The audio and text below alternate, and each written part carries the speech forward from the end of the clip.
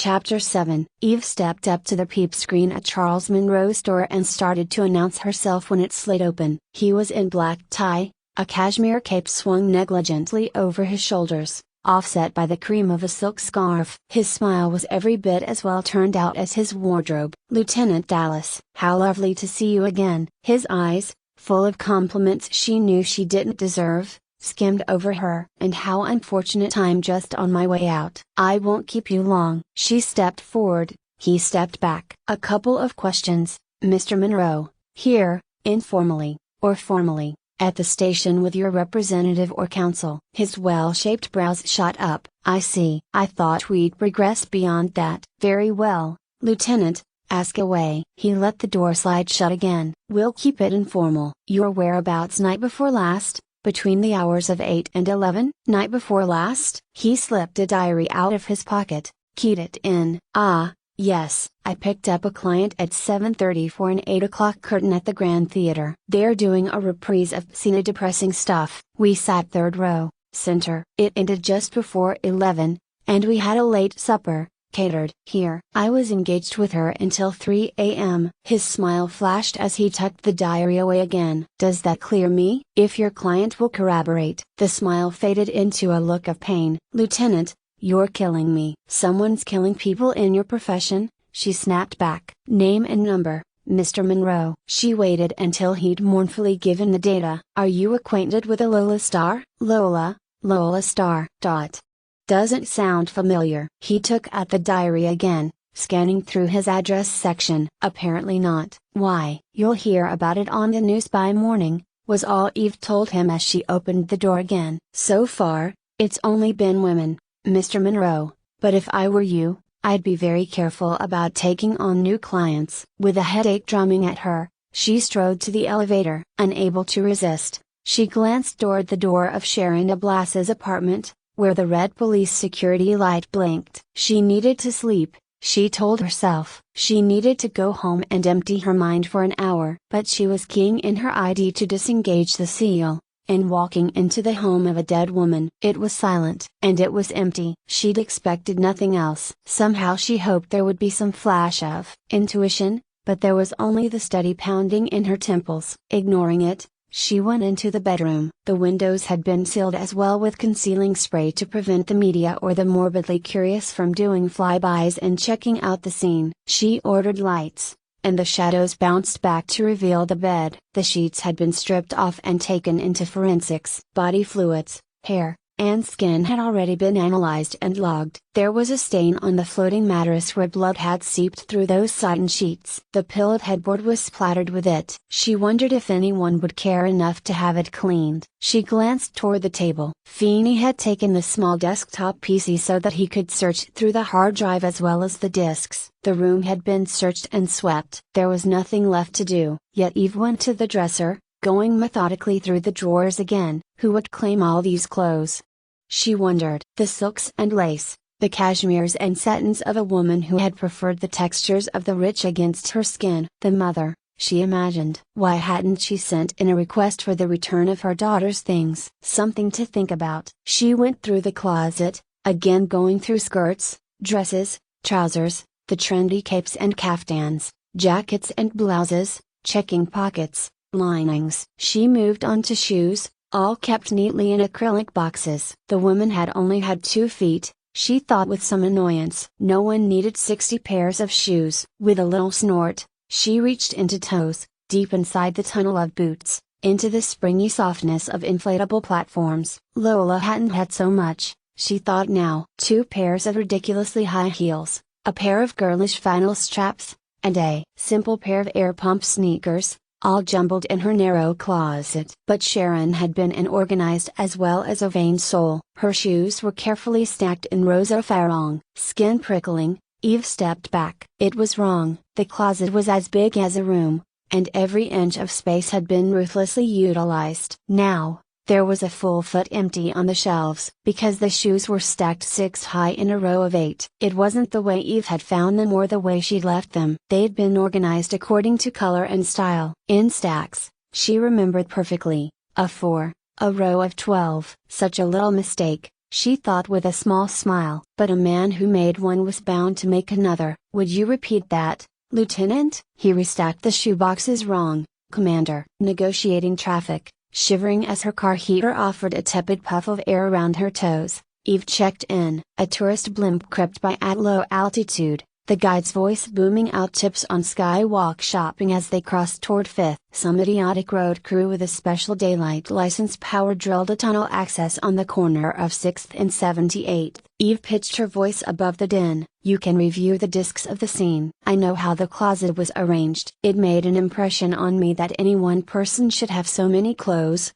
and keep them so organized. He went back. Return to the scene of the crime? Whitney's voice was dry as dust. Cliché tilde copyrights have a basis in fact. Hoping for relative quiet, she jogged west down a cross street and ended up fuming behind a clicking microbus. Didn't anyone stay home in New York? Or they wouldn't be cliché tilde copyrights. She finished and switched to automatic drive so that she could warm her hands in her pockets. There were other things. She kept her costume jewelry in a partitioned drawer, rings in one section, bracelets in another, and so on. Some of the chains were tangled when I looked again. The sweepers, sir. I went through the place again after the sweepers. I know he's been there. Eve bit back on frustration and reminded herself that Whitney was a cautious man. Administrators had to be. He got through the security, and he went in. He was looking for something, a something he forgot. Something she had. Something we missed. You want the place swept again? I do, and I want Feeney to go back over Sharon's files. Something's there,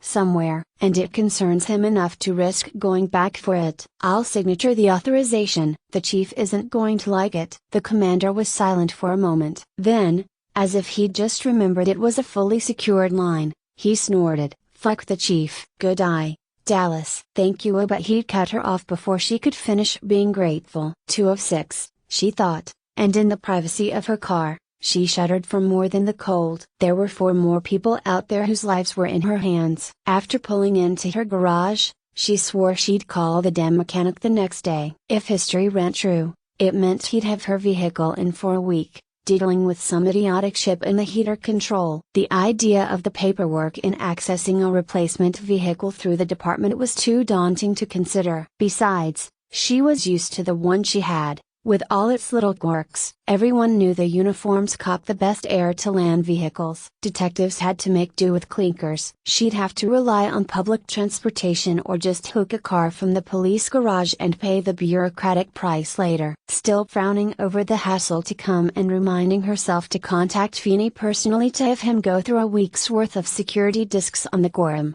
she rode the elevator to her floor. Eve had no more than unkeyed her locks when her hand was on her weapon, drawing it. The silence of her apartment was wrong. She knew instantly she wasn't alone. The prickle along her skin had her doing a quick sweep, arms and eyes, shifting fluidly left and right. In the dim light of the room, the shadows hung and the silence remained. Then she caught a movement that had her tensed muscles rippling, her trigger finger poised. "Excellent reflexes, Lieutenant." Rourke rose from the chair where he'd been lounging, where he'd been watching her. "So excellent," he continued in that same mild tone as he touched on a lamp, "that I have every faith you won't use that on me." She might have. She very well might have given him one good jolt. That would have wiped that complacent smile off his face. But any discharge of a weapon meant paperwork she wasn't prepared to face for simple revenge. "What the fuck are you doing here, waiting for you?" His eyes remained on hers as he lifted his hands. "I'm unarmed." "You're welcome to check for yourself if you won't take my word for it." Very slowly,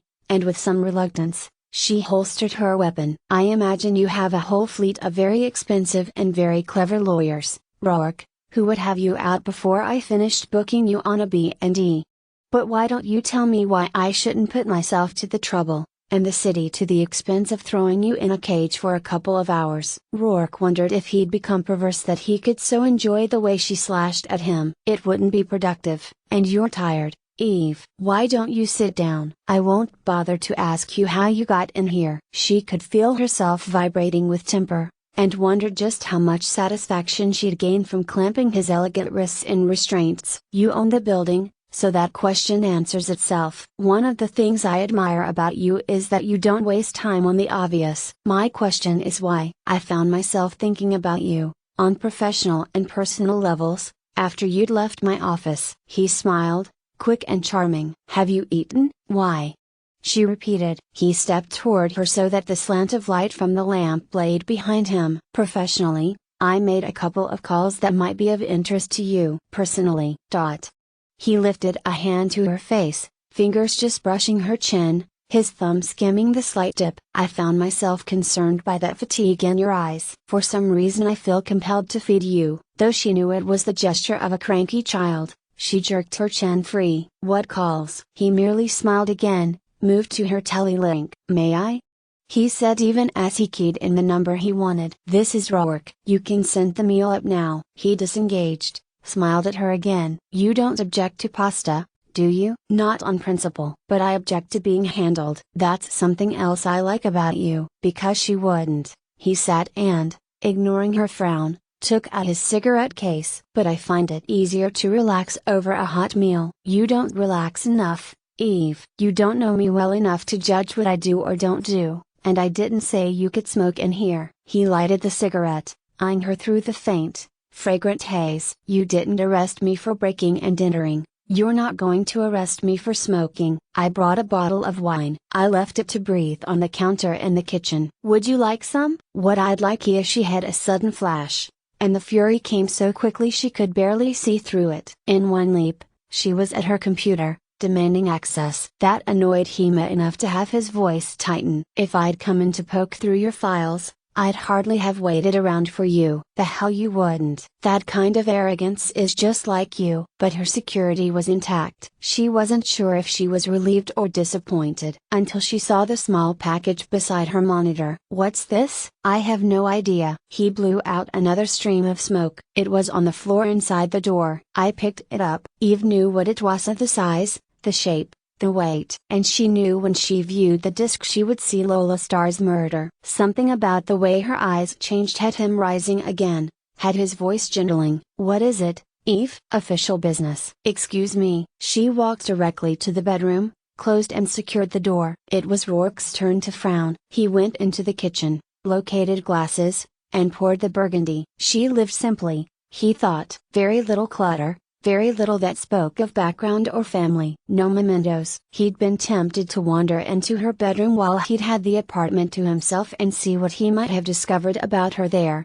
but he'd resisted. It was not so much respect for her privacy as it was the challenge she presented that provoked him to discover her from the woman alone rather than her surroundings. Still, he found the plain colors and lack of fuss illuminating. She didn't live here, as far as he could see, so much as she existed here. She lived, he deduced, in her work. He sipped the wine, approved it. After dousing his cigarette, he carried both glasses back into the living room. It was going to be more than interesting to solve the puzzle of Eve Dallas. When she came back in, nearly 20 minutes later, a white-coated waiter was just finishing setting up dishes on a small table by the window. However glorious the scents, they failed to stir her appetite. Her head was pounding again, and she'd forgotten to take medication. With a murmur, Rourke dismissed the waiter. He said nothing until the door closed and he was alone with Eve again. I'm sorry. For what? For whatever's upset you. Except for that one flush of temper.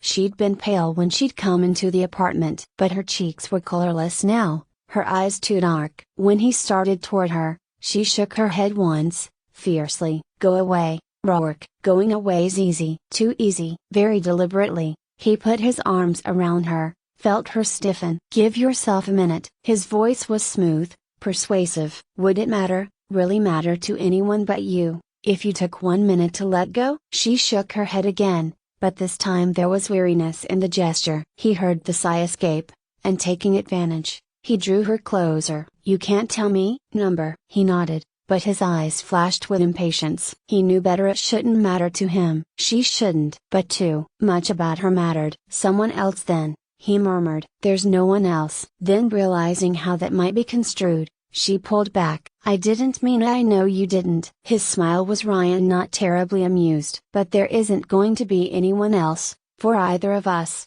not for some time. Her step back wasn't a retreat, but a statement of distance. You're taking too much for granted, Rourke. Not at all. Nothing for granted. Your work, Lieutenant. A great deal of work. Your dinner's getting cold. She was too tired to make a stand, too tired to argue. She sat down, picked up her fork. Have you been to Sharon Blas's apartment during the last week? No. Why would I? She studied him carefully. Why would anyone? He paused a moment, then realized the question wasn't academic. To relive the event, he suggested. To be certain nothing was left behind that would be incriminating. And as owner of the building, you could get in as easily as you got in here. His mouth tightened briefly. Annoyance, she judged, the annoyance of a man who was weary of answering the same questions. It was a small thing, but a very good sign of his innocence. Yes, I don't believe I'd have a problem. My master code would get me in. No, she thought, his master code wouldn't have broken the police security. That would require a different level, or an expert on security. I assume that you believe someone not in your department has been in that apartment since the murder. You can assume that, she agreed. Who handles your security, Rourke? I use Lorimar for both my business and my home. He lifted his glass. It's simpler that way, as I own the company. Of course you do. I suppose you know quite a bit about security yourself. You could say I have a long-standing interest in security matters. That's why I bought the company. He scooped up the herbet pasta, held the fork to her lips, and was satisfied when she took the offered bite. Eve, I'm tempted to confess all, just to wipe that unhappy look off your face and see you eat with the enthusiasm I'd enjoyed last time. But whatever my crimes, and they are undoubtedly legion, they don't include murder. She looked down at her plate and began to eat. It frazzled her that he could see she was unhappy. What did you mean when you said I was work? You think things through very carefully, and you weigh the odds, the options. You're not a creature of impulse, and though I believe you could be seduced, with the right timing, and the right touch, it wouldn't be an ordinary occurrence. She lifted her gaze again. That's what you want to do, Rourke? Seduce me? I will seduce you, he returned. Unfortunately, not tonight. Beyond that, I want to find out what it is that makes you what you are, and I want to help you get what you need. Right now, what you need is a murderer. You blame yourself, he added. That's foolish and annoying. I don't blame myself. Look in the mirror, Rourke said quietly. There was nothing I could do, Eve exploded. Nothing I could do to stop it. Any of it. Are you supposed to be able to stop it? Any of it? All of it? That's exactly what I'm supposed to do. He tilted his head. How? She pushed away from the table. By being smart. By being in time. By doing my job. Something more here, he mused. Something deeper. He folded his hands on the table. Isn't that what you're doing now? The images flooded back into her brain. All the death, all the blood, all the waste. Now they're dead, and the taste of it was bitter in her mouth. There should have been something I could have done to stop it. To stop a murder before it happens, you'd have to be inside the head of a killer, he said quietly. Who could live with that? I can live with that. She hurled it back at him. And it was pure truth. She could live with anything but failure. Serve and protect. It's not just a phrase, it's a promise. If I can't keep my word, I'm nothing, and I didn't protect them, any of them. I can only serve them after they're dead. God damn it. She was hardly more than a baby. Just a baby, and he cut her into pieces. I wasn't in time. I wasn't in time. And I should have been. Her breath caught on a sob, shocking her. Pressing a hand to her mouth, she lowered herself onto the sofa. God, was all she could say. God, God. He came to her. Instinct had him taking her arms firmly rather than gathering her close. If you can't or won't talk to me, you have to talk to someone, you know that. I can handle it. But the rest of the words slid down her throat when he shook her. What's it costing you? He demanded. And how much it would matter to anyone if you let it go. For 1 minute just let it go. I don't know. And maybe that was the fear, she realized. She wasn't sure if she could pick up her badge, or her weapon, or her life, if she let herself think too deeply, or feel too much. I see her, Eve said on a deep breath. I see her whenever I close my eyes or stop concentrating on what needs to be done. Tell me. She rose, retrieved her wine and his, and then returned to the sofa. The long drink eased her dry throat and settled the worst of the nerves. It was fatigue, she warned herself, that weakened her enough that she couldn't hold it in. The call came through when I was a half block away. I'd just closed another case, Finished the data load. Dispatch called for the closest unit. Domestic violence. Yeah, it's always messy, but I was practically on the doorstep, so I took it. Some of the neighbors were outside. They were all talking at once. The scene came back to her, perfectly, like a video exactly cued. A woman was in her nightgown, and she was crying. Her face was battered, and one of the neighbors was trying to bind up a gash on her arm. She was bleeding badly, so I told them to call the mounts. She kept saying, he's got her, he's got my baby." Eve took another drink. She grabbed me, bleeding on me, screaming and crying and telling me I had to stop him. I had to save her baby. I should have called for backup, but I didn't think I could wait. I took the stairs, and I could hear him before I got to the third floor where he was locked in. He was raging. I think I heard the little girl screaming, but I'm not sure. She closed her eyes then, praying she'd been wrong. She wanted to believe that the child had already been dead, already beyond pain. To have been that close, only steps away.